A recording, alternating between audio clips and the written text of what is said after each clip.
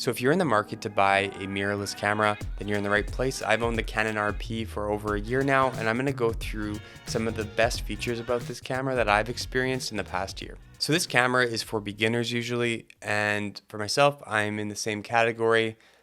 And the thing that really made a difference for me, and the thing that I really noticed a lot, is the eye focus. That was huge for me. So my wife had a older Canon camera, and it just had some more basic autofocus. And sometimes when we were going to take photos and taking videos, the quality is just not there. The focus can't find it properly, it can't find the subject, and it ends up making the photo pretty poor. So when we got this camera, it was huge for us. We were able to take photos, like for portrait photos and even for video. Making sure that your subject is in focus all the time is huge. Like, we went and did photo shoots and we had all of our photos show up in focus, and that was huge for us. It was a big deal. It kind of changed how we thought about taking photos and cameras. It reignited our excitement. Now again, it is 2022 now, and the cameras have all gotten better and the autofocus is much better. So this is a budget mirrorless camera. It is still one of the best budget mirrorless cameras in my opinion. I also love how affordable this camera is. It gets you into the market of the full frame ecosystem, because ultimately you're going to be buying these lenses and they get quite expensive. So to get yourself started with not a super expensive camera body is huge. Over the past year, I've had this 24-105 camera lens, which is the one that I'm using right now.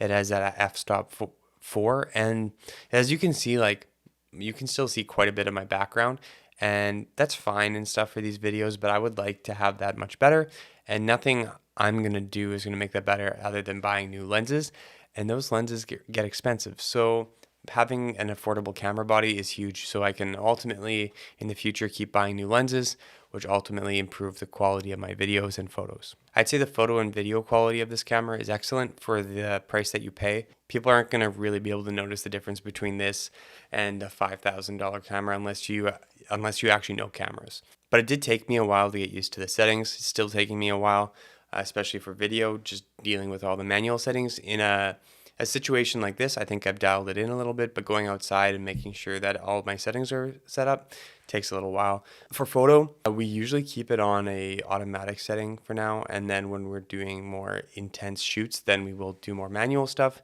but I just keep it in AV mode most of the time, and it usually turns out like the photo is pretty good. The battery life's fine in this camera. I know that's a big thing that people are worried about, and the battery life lasts probably, I'd say, like, if I was recording a video, probably 45 minutes to an hour. And yeah, that might suck for a lot of people, but I just bought 2 extra batteries, and those 2 extra batteries can be charged also while I'm filming with my current battery. So I just bring a battery pack charger with my little case, and then when my battery dies, I just switch them out, keep them charging. Then all my batteries are just ready to go whenever I need them. I don't have to stress about it. So I've done wedding videos with just 3 camera batteries, and it's worked fine. This camera can do a lot of different things. So you're able to take corporate videos, you're going to be able to take professional portraits, maybe some business shots. You're going to be able to go to companies and be able to shoot maybe some stuff for Instagram. You can even do YouTube like I'm doing right now. It just gives you a lot of potential that you didn't have before, and just giving you a little bit higher quality than the rest of the people at not a super affordable price, but at a price that's much cheaper than some of these other mirrorless cameras that just go crazy. Like, there's this new R3 that's out now, and it's you probably buy like 6 of these for the price of that one.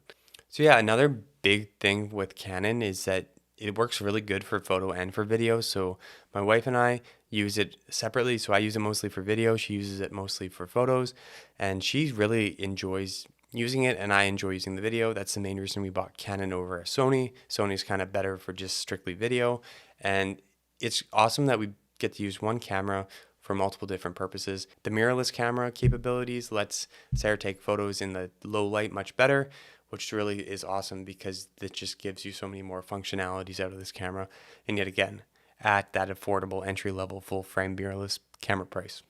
Another thing we really enjoyed is the Canon app on your iPhone or Android.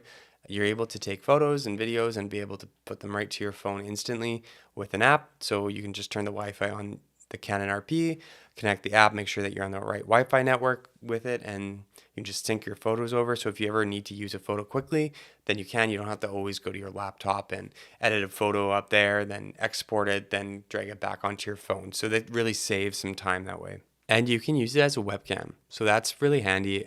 Like I used it and people instantly noticed that there was a change. But I will say, if you don't have a permanent setup to attach the Canon camera to, then you're just probably just gonna end up using your current laptop camera. That's what happened with me. So if you are planning on using that or you're buying it for that reason, make sure to have a permanent setup that's easy for the camera to place on, because otherwise it's too much effort. And for my online calls, I just don't use it anymore. I really have enjoyed it, and it's been a super good device for me, for YouTube, for professional services, and just for hanging out and taking casual photos just for fun. This is not my end all and be all camera. I will be upgrading it to another Canon camera in the future. It just depends on when I'm able to afford that and upgrade it then. But this is a great starting point for me. Don't expect this to be your end all be all. You will eventually want to upgrade it to something better, but it does a great job at the price range that it's at. And I'm really happy with that. So I'm going to be using this camera for a long time still. I would love to upgrade it one day, but right now that's just not in the hands. But I'm not complaining because this camera is great and I think you're going to enjoy it if that's something that you guys decide to buy. So if you're interested in it, please look in the link in the description below. If you click on it, it might get me a little bit of commission. It's going to help me out a little bit. So I really appreciate that. Hopefully you found this video useful. And if you enjoyed it, thank you. I want to help you out just like a little brother. I'll see you in the next video.